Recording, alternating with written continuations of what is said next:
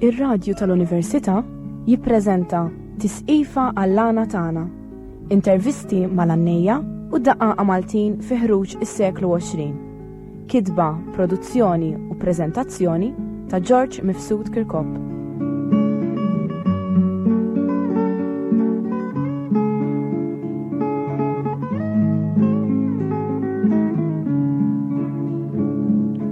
Inselmilkom, wasalna programm ieħor.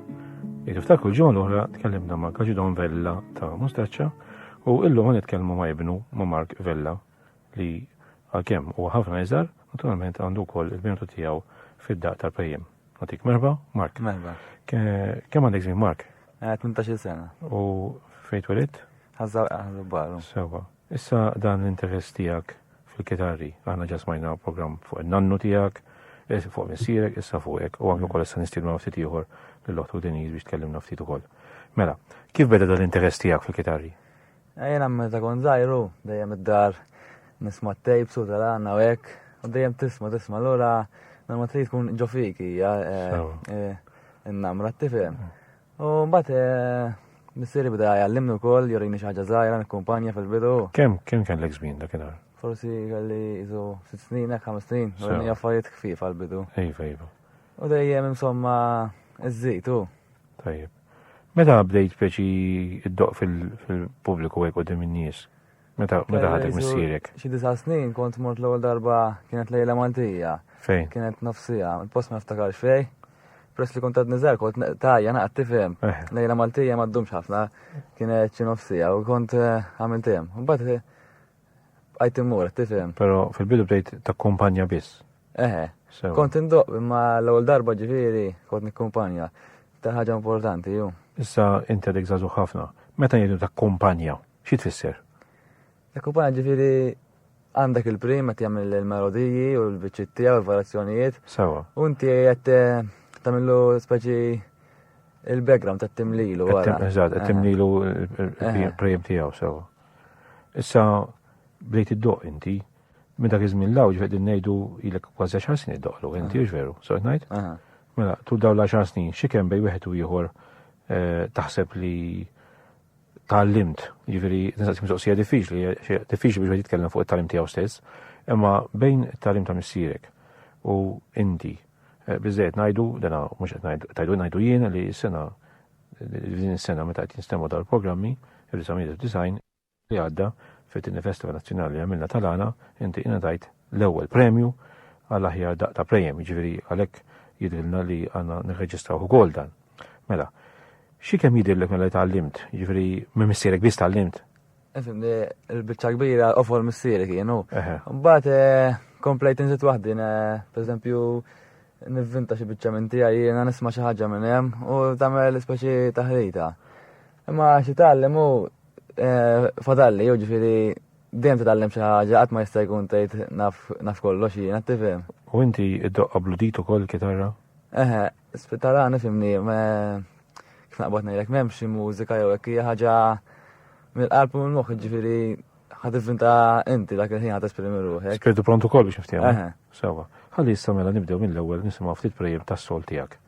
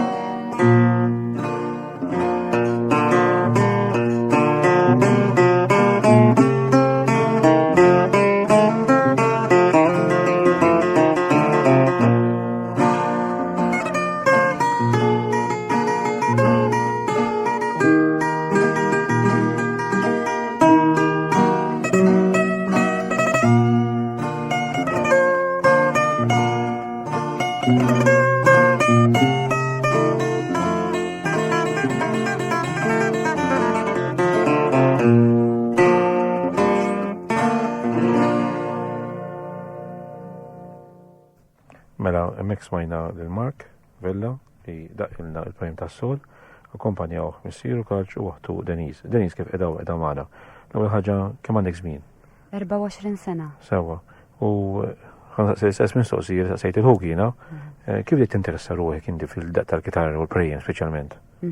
Jena kif għal-ħija l-istess, meta konna żgħar minn dejjem nisimgħu il-kitarra, dejjem missieri jdoq il-kitarra u hekk. U speċi mbagħad tibda titħajjar fil-bidu meta kellha 5 snin kont noqgħod niskordalu l-kordi. U mbagħad spiċċa beda jallimni ftit l-akkumpanjament. Sewa. Minti studjajta kitarra ġveru? Iva, jena studjajt teorija wkoll. Sewa, safi għamil, sama grad. Sal-grade 4. Grad 4, ġifieri ma doqqix biss bludit, taf xinti doqqix veru. Eżatt, Sewa, l-għu dik huwa vantaġġ kbir, sewa l-kitarrista, sewa l-primu anke wkoll għal min għall-għannejja li qegħdin jisimgħuk. Issa ħansaqsi mistoqsija li ngħid intom, mhux għax intom bis-saħwa ma bħala żgħażagħ, inti għandek 18 minnek 20. Ma taħsibx tal-avukat ta' xitan bħalissa jiena, ma taħsibx li sewlana u d-daq tal-prejjem u ma antikwati għaż-żgħażagħ. Ifimni ħafna żgħażagħ. Żuffjettaw ma japprezzawx xi ħaġa ta' pajjiżna u l-għana Malti u xi ħaġa ta' pajjiżna. Kull pajjiż għandu folklor tiegħu, ma japprezzawx xu. Li barranin oħrajn kif jisimgħu l-għana ta' Malta jiġġennu. Tifhem. Ma x'inhi raġuni taħsbu li ż-żgħażagħ qed jiġi qawwi jqumu sew mid-daq tal-prejjem anke mill-għana? Mill-għana ta' min ikun hawn min jimbuttan aktar qoddim navvuntaw affarijiet naqa' kif tabu għedajat ġodda biex nħajru anka minn jittismaw tieħu interess mhux dejjem jisma' dawk l-istess, dejjem fuq l-istess affarijiet. Sew ġifieri qed tissuġġerixxi li hemm bżonn li kitaristi l ħaġa ikunu kreattivi, joħolqu xi ħaġa ġdida. Eżatti. Sewa. Intom it-tnejn taħdmu, jiġifieri tisimgħu dawn il-kommenti fuq ix-xogħol. Iva, ma tantx iħobbuhom. Sewa. Inti x'taħseb li jista' jsir pereżempju bħala żagħżugħa li ukoll kitarra? X'taħseb? Ifhimni li jridu jneħħu speċi hemm ħafna monotonija. Dejjem l-istess kif qal missieri il-ġimgħa li għaddiet fil-programm ieħor. Idoqqu pereżempju kemm il-kitarristi jdoqqu fuq l-istess tonijiet.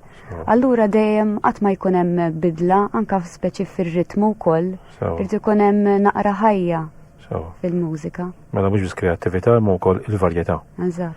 Issa Markina ħnistiednek idoqqilna biċ-ċoħra, għandek il-prejjem tal-mi maġġore u inti kif ħaddoqhom daw, jiġifieri ikkurdatet, x'jiġifieri, x'għan jgħidulhom insemmija, x'jiġifieri kkurdat? Jiġifieri mhux pereżempju bħal ma ndoqqu għall-malana sol trasportat, ndoqqu l-kitarri jkunu normali kkurdati kif suppost. Mela ħalli nisimgħukom. Okay.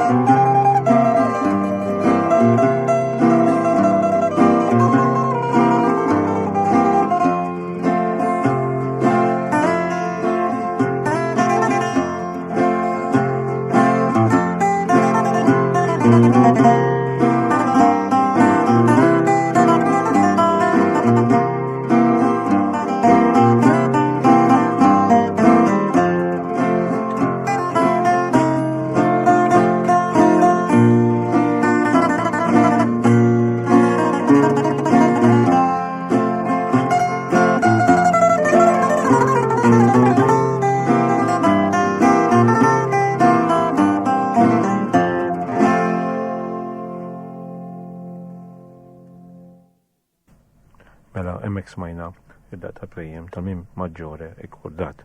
Issa din iżin għettinna li bdejt id-doq minn xkunitek speċi. Fej daqqejt issa bħala daqqa sekond? Bħala kumpanjament li jgħidulu koll daqqa sekond. Meta kon zaħira kien joħodni anka xi serati b'dali. Talana? Talana, u kont immur nikkumpanjah. Id-dar ukoll kont nikkumpanjah anka biex sakemm jikkorda l-kiteri biex immur serata huwa. Tifhem. U għad nindoq issa kultant biex ma nitilqux dil-ħaġa l-kollox.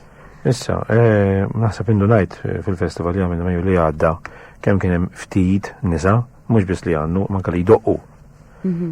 Taħseb li din hija tort għax ma jinteressahomx il-kitarra xi naf li ħafna tfajlijiet u nisa jdoqqu għall-kitarra, jew inkellax kif għedna l-ewwel jiġi għaw jqumu mill-lana. Diki, għaw ħafna tfajliet toġobhom il-kitarra ġifieri, però l-għana speċi jevitawa għax għalihom ħaġa antika, ħaġa tal-mistħija, qed tifhem. Però ma taħsibx ukoll li biex jitalmu tinqas il-kitaristi jgħidu lina li biex jitalmu l-kitarra daw iridu jitħarġu bħal maġġar inti ma' missierek u tagħmel anke ma' ħuk għax la-vojja ħuk forsi ma jgħalmikx imma xorta qegħdin flimkien. Tajbu ħażin qegħdin influenzaw xulxin. Eżatt. U dik il-vantaġġ li kelli għax kieku jiena qabli kelli l-kitarra ġo fija u ħadd ma jdoq fil-familja bli laqas kont biss indur għall-lana. Sewa. Jiġifieri kważi jridu ngħidu li t-taħriġ jrid isir mal-prim kitarristi u fej jisir lana fil-każ tagħna il-ħwienet, is-serati u hekk. Eżatt. Issa, Mark, inti fej daqqejt l-iktar? Fis-serati u nkella fil-ħwienet? Fimni, serati biċċa kbira ġo ħwienet ndoqqu. Għajt ħafna u kważi jena li ħafna ndoqqu ma' missieri, kważi dorna ħafna pajjiżi f'Malta. Kif qal missieri ġimgħa l-oħra ġifieri ġieli morna għawdex. Ma l-iktar, efimni, morna jek naħat t-sfena għidela jena, z-zajtun, l-fgura, bormla, jek dawn naħat. Id-dej, kif għal-missijak il-ġimma l-oħra li ma jtukomx ċans id-doqqu prejem? Iju, għaxe, ma jtikx ċansu kif għal toħroġ dak it-trit t-zvoga, kiku ħagġa sabiħ iktar li għandek ċans, kullħat għandu ċans tijaw, tifhem. U flana ma t-zvogax għallura? Ma kollok xin? Efim, niflana għax fuq tanwiet, fuq il-sol, allura għanti kem ħaddum kollok satej, dejjem fuq l-istess, iżi ma tilħaqx dvarja. Jiġifieri meta inti ikun hemm l-għannej jieqaf biex niftehmu bejniet, naf li hemm il-kelma t-tela u hemm il-qalba biex niftehmu s-semmija tagħna. Imma dik li inti għandek l-intervall bejanja u oħra, speċi tara mhux biżejjed, trid iktar. Għax ġeneralment l-għana ikun dejjem fuq l-istess tonu, tifhem huma f'serata ma jagħmlux pereżempju sija għandna spirtu pront. Pereżempju nofsija tal-fatt ma jagħmlux naqadik il-bitla dejjem għandna spirtu pront, tifhem, allura dejjem fuq l-istess. Tajjeb, ħalli issa nisimgħu kid-doq ftit prejem oħra darba talfa tan-nofs tonni ta' fejdu tan-nofs tonni, x'inhi r-raġuni? Għax fiha tonnijiet jinbidlu jgħidulhom nofs ton. Bid-nofs jiġifieri. Tajjeb, ħalli nisimgħu.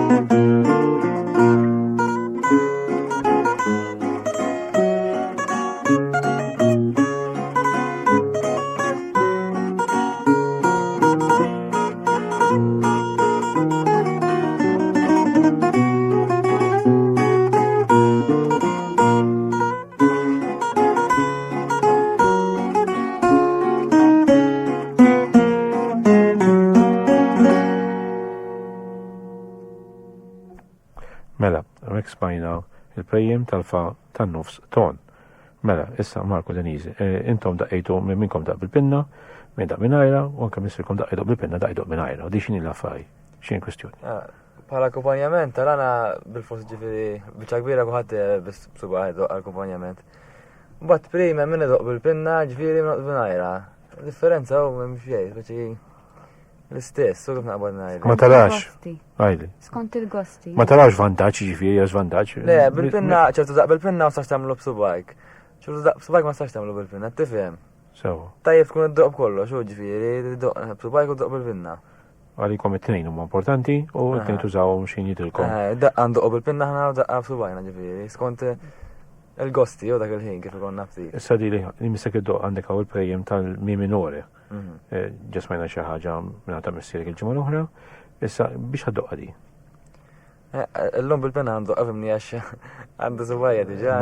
Ma di għansaw dika speċi disgazja tal-lum, normalment. Ġiri da bil-penna, normalment minn minore ġin doq subajja kol, ġi sabiħ ħafna bis-subajja kol. Ġiri tħossok ta' iktar emozjoni billi tuża subajk. Tajjeb, ħalli nisimgħu mela. Okay.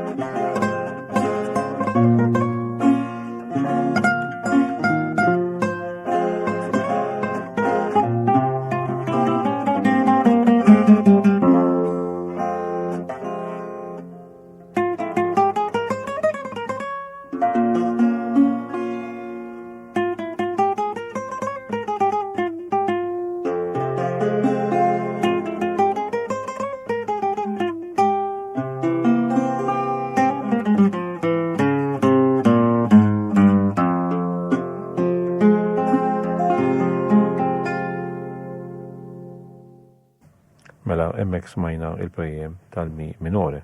Issa Mark l-aħħar ħaġa, qed li ħaddoq ilna romanza, dina x'jispirak hekk biex iddoqha? Xina barra nħobb tarana direttanta kirera klassika u hekk u flamenco u hekk. U toġobna ħafna dal-istil ġifieri. Ħalli mela nisimgħu daqsxejn waħda naraw kif ħad interpreta u żgur li ħajkun hemm ukoll x'influwenza ta' prejem fiha. Ħalli nisimgħu Kristessin ukoll. Ningrazzja li semmija għaliex bija mbagħad ħanalqu dan il-programm u nistudinhom għall-programm tal-ġimgħa d-dieħla. Ħalli nisimgħuk.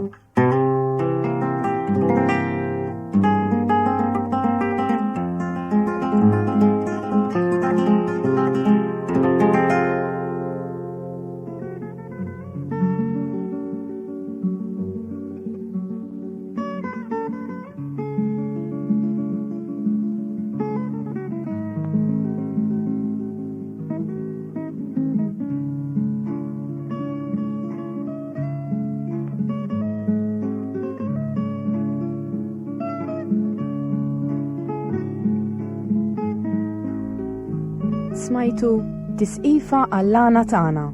Intervisti mal-Annejja u d-Daqaqa Maltin fi ħruġ is-seklu 20. Kitba, produzzjoni u preżentazzjoni ta' George Mifsud Kirkop.